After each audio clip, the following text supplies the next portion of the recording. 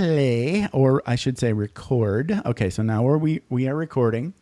So whenever you're ready to do your Kelly McCausey promo take one, go for it.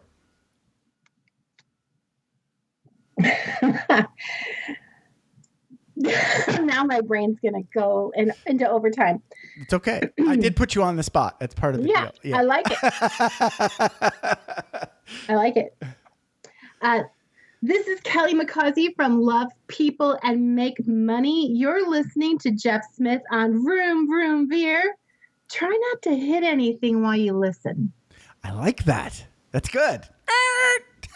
Don't crash. Perfect. All right. I'm going to hit stop. I'll be right back. Okay.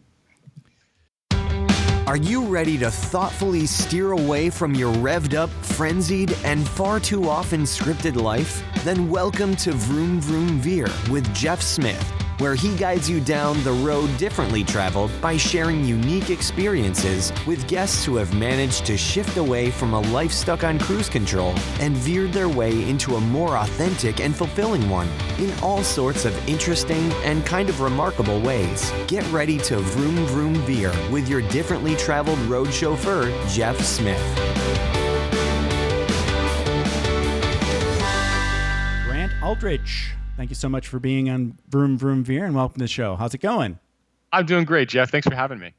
Hey, I'm glad you're here. So you are at onlinedegree.com and you're giving away the first year of college for free, which thank you. That's amazing. I wish you were around 20 years ago. But talk a little bit about what you're most excited about in your business today. Well, thank you. That's actually the best compliment that I normally get is when I tell someone what we do, they say, I wish this was available when I went to school. Yeah, exactly. It's the validation, right? That you're doing something that people like and think is cool. Of course. It's valuable. And yeah, exactly. And so, yeah, that's exactly. My mission for the website was to make college more affordable and accessible for everybody. And so when you go to the website, you could save up to 38% on your degree by utilizing our website. And the way that we do it is that students can come on and they're able to find schools that are some of the best schools in the country, public, private, very adult friendly. Okay. And they're able to take courses towards that degree that they choose, which will lower the cost of their degree, totally tuition free, and then also activate scholarships and discounts instantly, no essay writing, towards that degree as well to save as much money as possible and get them on a path to a college education. And I think another important thing that is really kind of in the forefront of the media today is you're sort of sidestepping the whole admissions game. You're right. Yeah. A lot. Maybe. I mean, it just depends on where you want to transfer to. But for the most part, transfer students don't have the same sort of admission sort of hurdles, right? You're right. This is one of those unspoken things where the criticisms of higher education today are valid. And the one you hear most of often, of course, is the cost.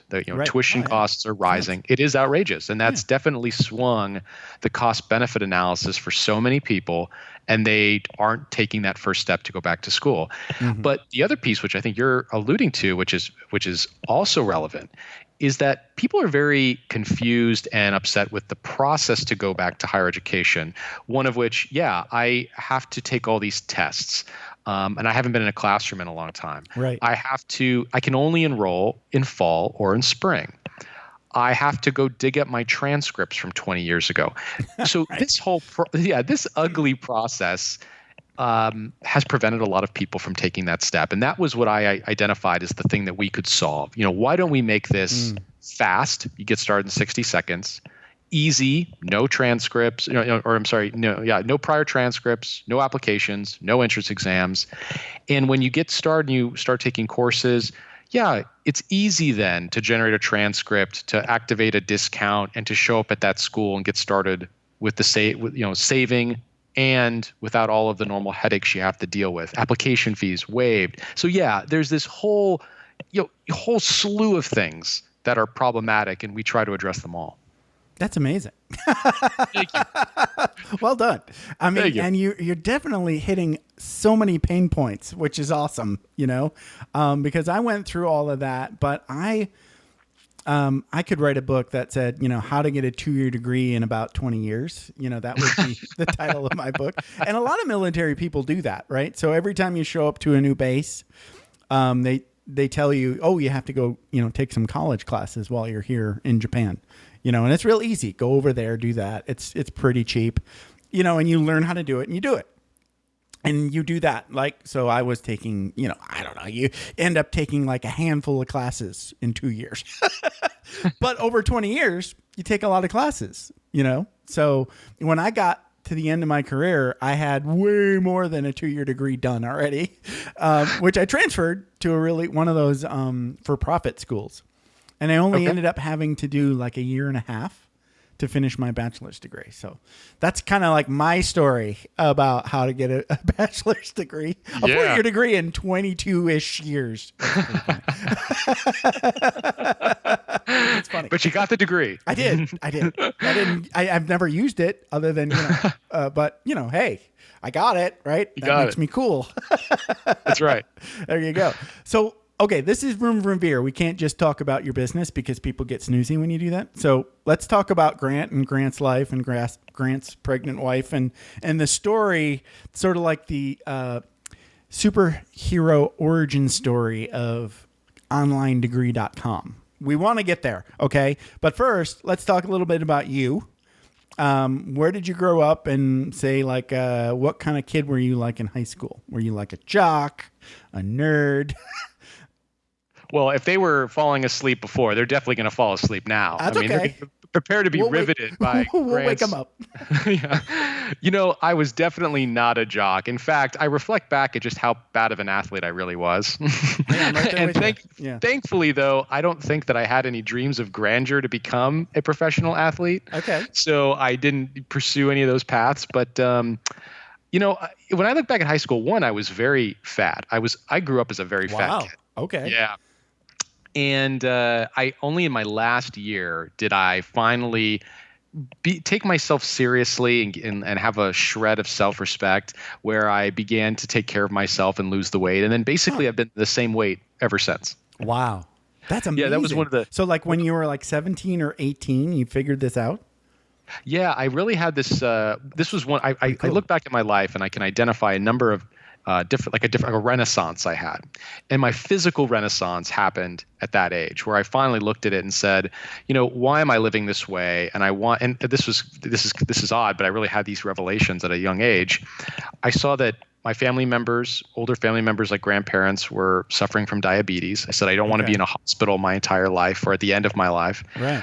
I don't want to live where I don't respect myself. And I also, I didn't like the fact that I knew there was a better way to live. And as part of my personality, like I know what is the best to do and what I should be doing, and I don't do it. And ever since I've achieved that, it kind of set me up the rest of my life, where I love to identify what's the best thing, no matter what we're talking about, either intellectually or physically, spiritually. And then I cannot prevent myself from going in that direction. I like that. You got lucky. You got like, because I could say like, for me, all the way up until I got married, which I got married or I should even say engaged. Okay. I could do whatever. I didn't even think about working out. I didn't think about eating. I was just a skinny person. I know. Right. Yeah. And then I get engaged and plop. It's like, what's going on? I didn't do anything different, and now I'm like 240, I'm like, what is going on? That reminds me of is, do you watch Curb Your Enthusiasm? Yes. Oh, I love that show. That reminds me of the one where Larry is at the wedding and he's wearing the big floppy hat and he looks totally ridiculous. And I think Jeff comes up to him and says, what are you doing? You look ridiculous in that hat. And he goes, I'm married. It's kind of, yeah. I'm getting to that point now where I'm starting, like back when I was younger, I noticed my dad at a certain age started wearing like really like pants that were way too big and suspenders. Okay. Cause he's got the big front porch. Right. And now I do too. And now I know why he's doing that. Because he just doesn't care what he looks like, but he wants to feel good, you know? Yeah. It's like George Costanza in sweatpants. Anyway, yes. Well, no, but on the other side, it actually comes with kind of like a funny price, right? Because, when someone sees that you're, like, oh, wow, you look like a fairly fit guy, and they don't realize I'm a terrible athlete. Right. So I got together with a few people, and we were playing like a pickup game, and I'm looking there, and one of the guys, he looks at me and he picks me in the very first pick. I'm like, wow. Oh my God, man, what are you doing? I'm terrible. Right. I'm the worst player. Don't pick me. And I think he felt that I just didn't want to be on his team. And I said, no, you don't get it. I'm a terrible athlete. Pick me last. Sure. Yeah. No, that was me. I was always that same, no. You don't want me on your team, dude. Don't do it. Don't do it. I think that like wiring for like athletic ability it might be sort of like something we don't have a lot of control over, I think, because I've seen like kids that just try a thing and then they're automatically good at it. And then there's me. I agree. Yeah. It's just like, okay, I'm really good at talking. I'm really good at not getting mad when people are dicks. Right. I've got some superpowers, but athletics, not them. No, never was. I agree with you. I like the learning, and this kind of goes into a broader like philosophical discussion on like learning in general. But I like the learning methods that try to take what you're good at and fostering that, as opposed to which I think was what you're I'm trying to get at. Yeah, and instead of even though you don't, let's say, have a proclivity for math, or you're not an athlete, we're going to try to force you to be one anyway, right? With the whole balanced argument. I agree with you. Yeah. I mean, it's more like a focus on your strengths, just be really good at what you're good at, and then those other things, there's an economy out here of specialists, not everybody is good at everything. It's okay. Right. Do we really care if Mozart knew how to do mathematics? Right. No. I bet you he was really good at it, but who knows? Who knows? Who knows? Yeah. And like most geniuses are very much like Sheldon Cooper, right? Just annoying basket cases. Yeah, very much. Anyway. I know a few of those. Yeah, you're right. Right. And then have you ever spent a lot of time hanging around with engineers? I have. They're amazing people. Okay. I don't want to take anything away from engineers. They're awesome and I love them. But sometimes their abilities seem like afflictions to me. Because it's like they don't have another mode of solving problems, right? I sat and there was somebody in my work office, the unit that I was in the military, was doing like a master's thesis or something. And part of it was she had to get this group together and have them watch a video, right? And then the people in the study were like me, an engineer, and another, conference room full of people watching this video about a court case, right? And we were just supposed to watch it and then say guilty or innocent, guilty, not guilty, right? So I sit there, I watch the video, I go, okay, guilty, right? And then this lady who is amazing, right? All sorts of PhDs in engineering and just really smart. She could not make this decision without filling up 3 pages of paper with calculations. And it wasn't like she wanted to do that. She had to, okay, wait, I'm almost done. Guilty. Yeah, I have to say, in my experience, I think you're right. Like you got very intelligent people who've got a certain way of thinking that is so beneficial in some ways and so detrimental in other ways. Like in that case, that was great. You're losing sight of the forest through the trees. You get that, right? Like right. But I mean, it's not a bad thing. It's not a good thing. It's just a different way of, coming up to the same conclusion. It's not bad. It just takes longer. Yeah, absolutely. Yeah. And, the other thing that I've noticed is, and this is again on the learning thing, is if you're trying to figure out what you're good at, one way to find out is look at like some of the biggest times you've gotten into a lot of trouble. You were probably using a superpower when you did that, when you got into a lot of trouble. So for me, I've always had this sort of like brain deficiency where I don't realize that I'm being like publicly fearless in a really embarrassing and horrific way. Kind of like Larry. And yeah. I'm almost like a real life Larry sometimes. Now I've learned to like sort of cope. Okay. Cause it's only so many times you can get in that kind of trouble and then you learn, oh, I have to take that dial. I have to dial that down quite a bit. I can't be Larry on 11 all the time. Yeah. It sounds like me drinking every time. Oh, really? Okay. No, I'm kidding. Yeah. I get it. Yes. I was doing that too. Okay. So, all right. We got high school. So you have this, that was pretty neat. I mean, you got lucky, I think, there with losing weight in high school. I mean, and then it's sort of like is the opposite of my path, right? Because now I have struggled the rest of my life trying to figure out how, it's like I go through like the yo-yo of, oh, I'm going to be good now. And then I lose weight. And then I'm like, Yeah. Yeah. Anyway. So did you go to college or did you go straight into work? I did. I took a very traditional path, which also it dovetails into my story of why I started online degree. And because I took the normal path to college. You graduate from high school, get to the best school you can. Okay. No consideration for the cost. Yikes. And I went to UC Irvine, which is one of the top public school. Ooh, that's a nice school. Yeah. It's a good school. And what was huge and very important for my family was that because we lived in California, it was incredibly affordable. And so my family didn't come from money. And it was a well understood fact that, hey, get to the best kind of school you can within the public California school system. Right. So it can be affordable.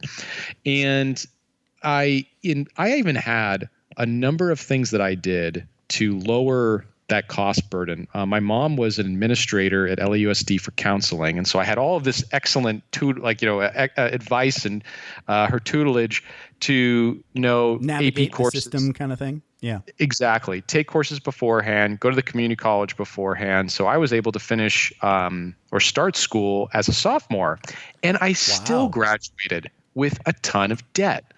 Wow. And it took me a long time to pay it off, well into my late 20s. Yeah. And I only realized that had left an indelible mark on me much later when I reflected back on it. And that I spent all this time paying off this degree, and it just gives you that kind of anger about it and a little bit of remorse, although I wouldn't now go back and change anything. And so that was kind of my pathway. And then after that, I got into startups right away, and I basically stayed there ever since. Okay. So talk a little bit about like, what did you do like immediately after college to pay off that debt? Were you working with startups immediately right after you graduated? I did. And so this gets into one of the second really important life lessons that I think I valued coming out of life was that I immediately got in, started a company. Wow. And right out of college. Holy cow. Right out of college. And because of that, in the urge to be successful, and because you're very ambitious and because you want to achieve whatever that goal is for the company you're starting, I, of course, put everything back into the company. I wasn't taking a salary. I was living very, very modestly. And so during that period of time, I would say through most of my 20s, I learned how to live. It almost like changed the way that I lived my life and would set me up for success the rest of my life. So, if you can't afford a lot of things and you're living on a very modest monthly budget, you learn to become happy without material possessions. Right. You don't really care about that Mercedes that the guy next to you is driving. You just, because you don't care. You just realize sort of subverting the hedonistic treadmill, as they say. Exactly. Because in one sense, it was a necessity. Right. But in the other sense, it forces you to look deeper inside yourself and say, how can I find happiness? And so I can proudly say that even after I exited I exited 2 startup companies, my life didn't change at all. After that, I honestly live the exact same way. And I'm really happy that, like, for me, it's intellectual freedom and these Right. things. I've got no temptation to create this little padded cell around me of expenses and material goods. Right, It just right. doesn't faze me anymore. Right. Yeah. That we before the show started, we talked a little bit about this guy, Mr. Money Mustache. So you were probably doing stuff like this before he even made it cool. So that's cool. Yeah, he truly is a trailblazer. I love that guy. I know we were talking about that. And, when I found him, it was neat that I saw I have to give him credit. He puts it together in this lifestyle that's phenomenal. And I think that, there were parts of what I had already done and become accustomed to when I found him, and he added a lot more to that. It was great. Yeah. I think it sort of like helped me sort of like get over, this is a little deep, but for the longest time, and I think it only ended just maybe, I don't even know, maybe just a couple years ago, but I really realized that I had this fantasy in my head since forever, that someday I was going to be a completely different person. Rich, famous, just like with millions of friends. And, it's just like this movie that was always sort of like in the background, like going, someday you're going to be this rock star or whatever, it's like, and then I read, I think it was reading his blog. I was like, and then maybe that was like the thing that like woke me up to the fact that, geez, I'm almost 50 years old. This is probably it. And this is pretty cool. Not only, was this not, I wasn't sad about it, right? That I wasn't going to be this famous other person in my fantasy. I was happy that I thought it was pretty cool and that I had a pretty cool life, and, and he helped me see that. Right. So anyway, I digress. You're right, though. It's funny how we have this one vision as we grow up, or even in your, as you mature as an adult, you've got this vision of what you want your life to be or what you think is cool, and how drastically that probably changes as you go through your 30s. Because I had the same moment of what I remember. I always wanted to be an entrepreneur, and I wanted to build a really, really big company with thousands of employees and all this. And then I realized, oh my God, that would be the most miserable thing I could ever do. Right. You hear stories about these people talking about how busy they are, and I'm like, no. I mean, exactly. And then you also hear about these, solarpreneurs or people that are doing it on their own, and they're still, describing lives that I don't want anything to do with. But it took going through it and trying, and then talking to almost 200 people that are doing it. Most of them don't have the kind of life that I do, and I can see now that I also screwed around for a long time, like just didn't even work like at all. And then that's another thing that Mr. Money Mustache talks about is like sitting home alone with nothing to do, and not a lot of money kind of sucks. Right. So get that the retirement in air quotes needs to have some sort of little worky like contribution. Right. Or you need to have so much money and lots of friends around that you can just play constantly. But I still think most people are going to be wanting to contribute somehow, some way. Otherwise you just go batshit crazy because it's like too easy to just start drinking real early in the day, Exactly. It's like when you don't have a reason not to, it's like, what's stopping me from having a beer right now? Why not? I've got nowhere to be. Right. Do I really need to put on pants at all today? When you start having these George Costanza conversations with yourself, you need to rethink your life. Anyway, we digress. So I know that the genesis of the business had something to do with a pregnant wife. So let's get into that. Yeah. So I basically, so I'll back up a little bit to the kind of like part of the story because it's part of a larger story in that when I finally had sold both of my companies to a publicly traded company. And it was this very emotional, validating experience for 7-8 years of hard work. And with many bumps in the road, it was never assumed that we would get there. In fact, to the contrary, there were many events that happened where we thought we would go out of business, and we were able. And I'm referring to my partners and everybody in the company, who were able to turn it around and get there. So it was this culmination of this event. And at the very same time, this was 2015. I also found out my wife was pregnant. Okay. And I also got married. We got married first. Then my wife found out my wife was pregnant, and then the company sold, all in like a 3-month span at the end of 2015. Wow. Yeah, I mean, talk about year. Yes. Yeah, momentous year. That's going to be a tough one to top. Right. And so in 2016, I was sitting there thinking, "Wow, this is amazing." And I thought that, like, as just what we were talking about before, that now I get to go the big route of what I wanted to do, and I want to go into the now I'll go really big with venture capital, go into this really big idea and have huge company. And I just realized that would be a pure nightmare.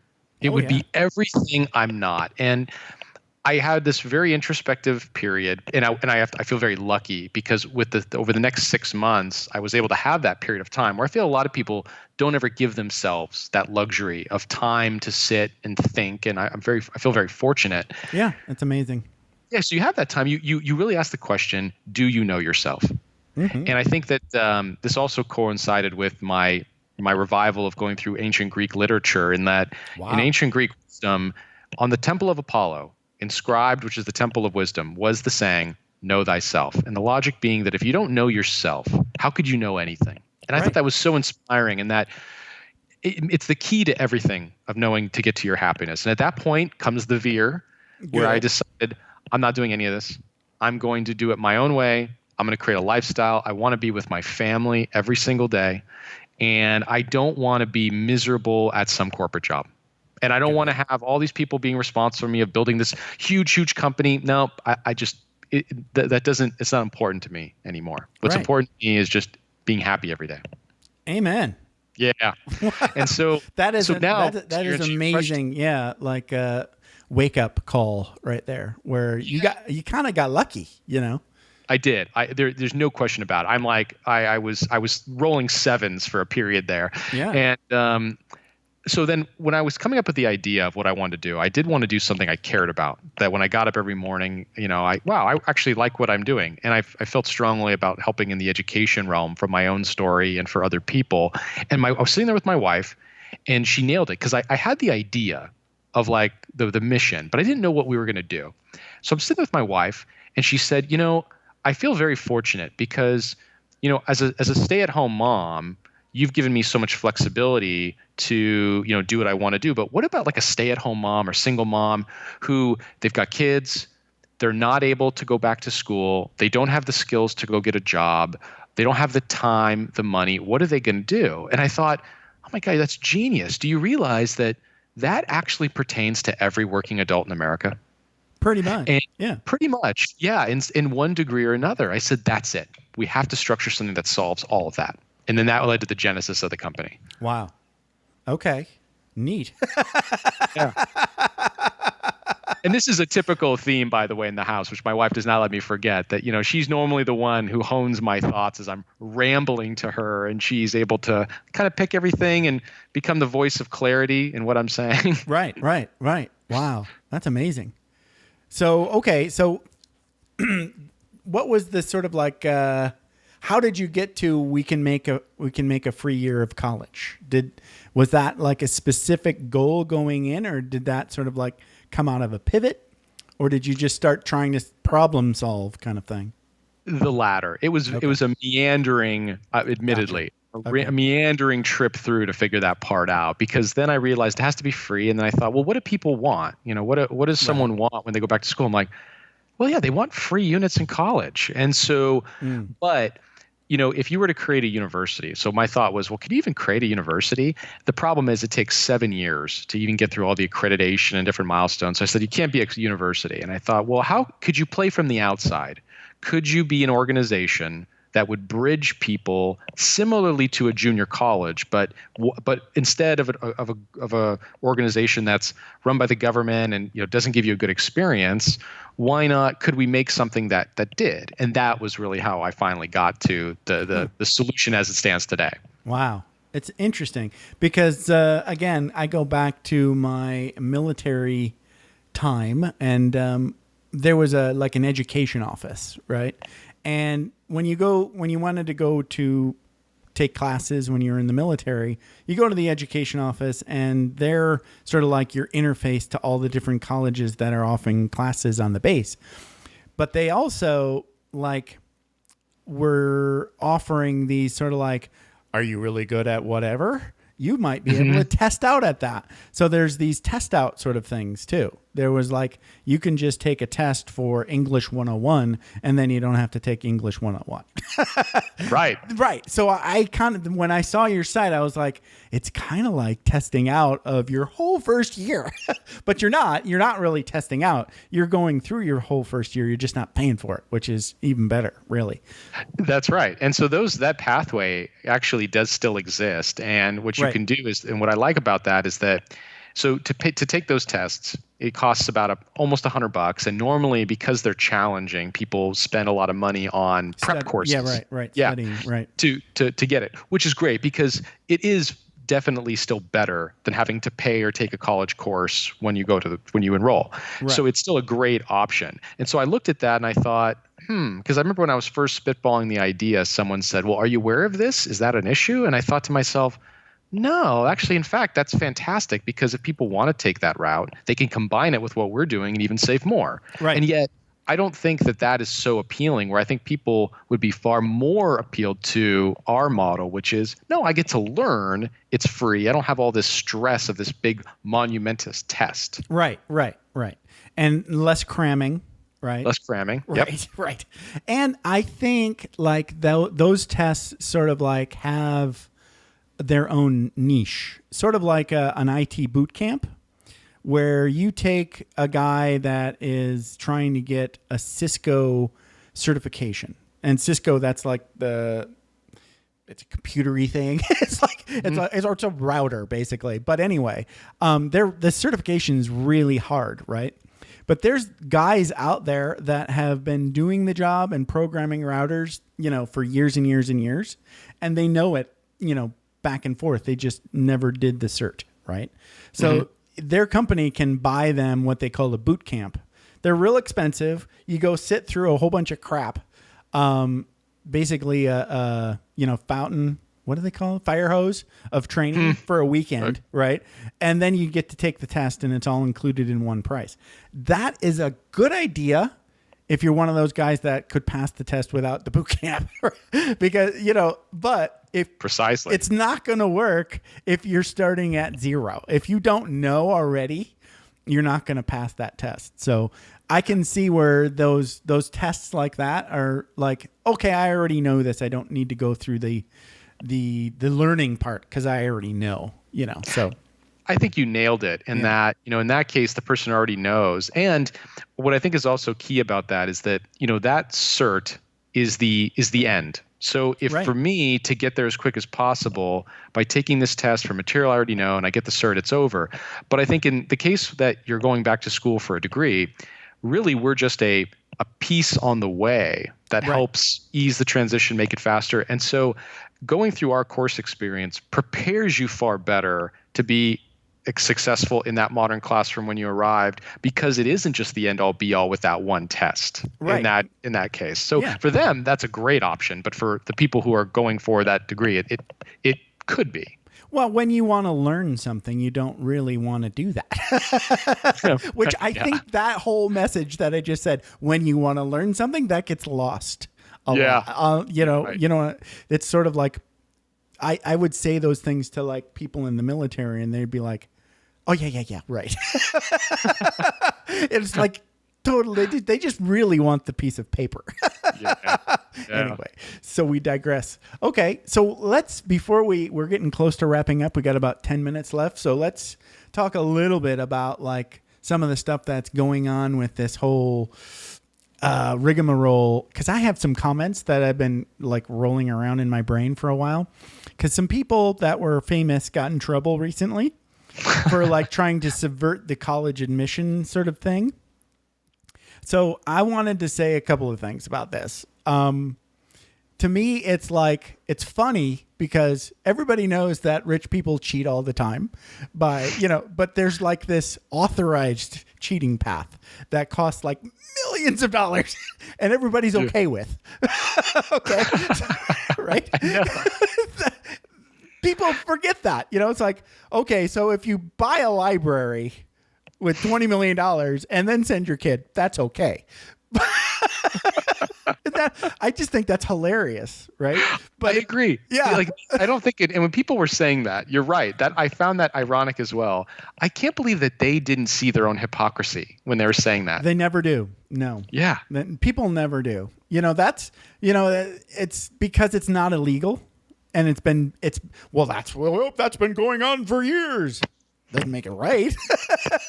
Yeah. Anyway, so I just had to get that off my chest. Thank you. No, I'm glad you did, because you're right. That was, of course, part of that. That was one of the hilarious aspects of it, was that people said, yeah, why did they just buy a building? And of course, yeah, how is that okay? Why is that okay? Right. Well, I know why. It's because there's so many levels of millionaires. There's some millionaires out there that only have 20 million.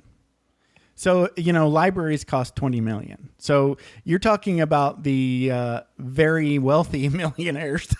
So if you've only got 20 million, you can afford this cheaper method where you're only spending maybe a couple million to cheat. Yeah, that's true.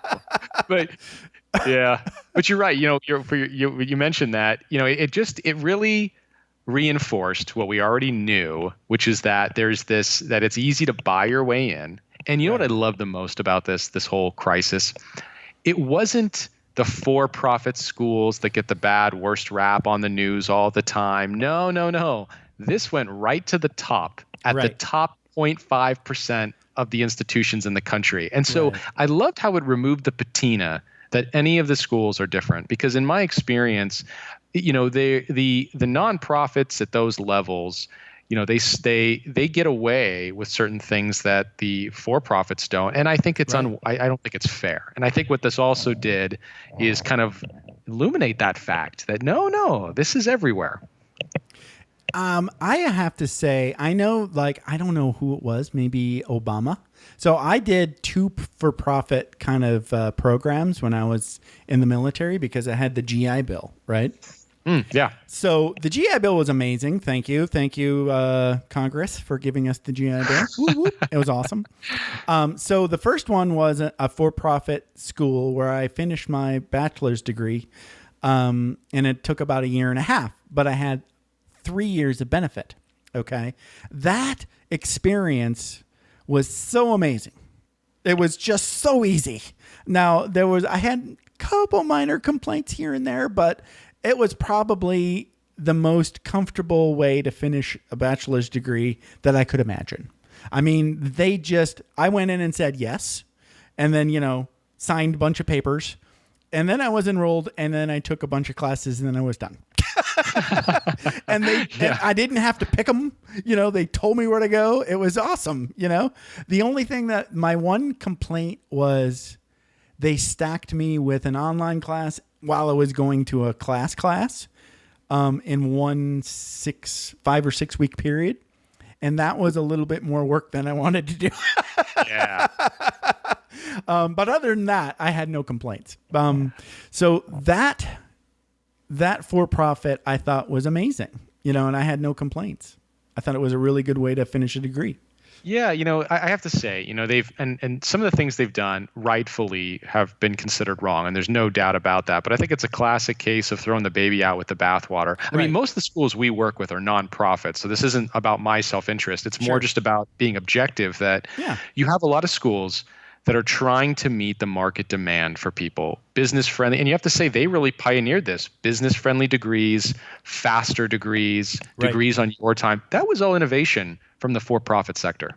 And I respect that. It was amazing, and I get all the arguments against it, but my experience was just amazing, so, and fast, which is great. Now, on the other side of that, I did two massage kind of schools, and I can see where Obama and his people were picking on those, because there are all these for-profit kind of tech schools out there that they're making a lot of money, and I don't know if the job is there. That's going to be, I would say, not, the numbers don't make sense to me. Most of the people that did massage school with me are not doing massage anymore. And they all, it was free for me. So no big deal. I did massage for a little while and then I stopped. But they were actually trying to get a job, and they paid a lot of money to do that. And I guess the way, it's not necessarily the school's fault, but their part of it is that it's just kind of a crappy job. Okay. Yeah. And I think you can apply this to I don't want to, pick on just massage. There's more, out there, that are doing something similar. They're just sort of like the tech school kind of thing. Is they're taking a lot of government money, and I don't know how much value we're getting out of those. So there probably needs to be some reform there, let's say, and that's from a dude that did it. Yeah. I agree. There's all kinds of ways. There's still a lot of problems for across the board, really, and I think you're right. Yeah. Right. Because the student debt issue has just gotten outrageous. Well, and the other thing that I was thinking of when I looked at onlinedegree.com was, and have you ever heard of, Duolingo? Yes. Okay. So everything that's Duolingo, for people that don't know, is this website where you can go and learn a whole language for free. And the way they make their money is for you to prove that you can speak that language. They help you basically take a test, and then they charge you to take the test.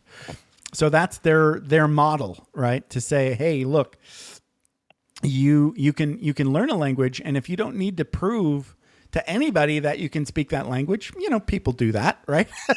Yeah. They just want to learn because they want to learn, which kind of gets lost sometimes.